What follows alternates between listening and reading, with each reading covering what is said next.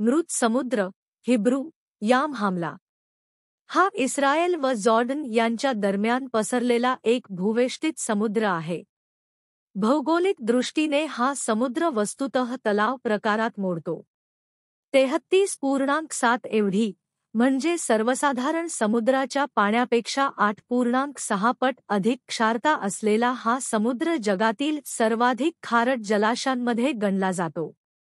जिबुतीतील लाक अस्साल, तुर्कमेनिस्तानातील गाराबोगाझगोल असे मोजके जलाशय मध समुद्रापेक्षा अधिक खारे आहेत.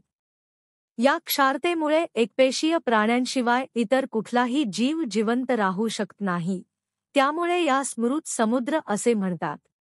मृत समुद्र 67 किमी लांब व 18 किमी रुंद विस्ताराचा असून जॉर्डन नदी ही या समुद्रास येऊन मिळणारी मुख्य नदी आहे. मृत समुद्र सर्वसाधारण समुद्र सपाटीपेक्षा 427 मीटर खाली आहे. याची खोली 306 मीटर आहे. 21व्या शतकाच्या सुरुवातीला तलावाच्या पातळीत घट झाल्यामुळे मृत समुद्राचे भौतिक स्वरूप बदलले. सर्वात लक्षणीय बाब म्हणजे सरोवराच्या उत्तरेकडील आणि दक्षिणेकडील खोरे कोरड्या जमिनीच्या पट्ट्याने विभक्त होईपर्यंत अल्लिसांचे द्वीपकल्प हळूहळू पूर्वेकडे वाढले.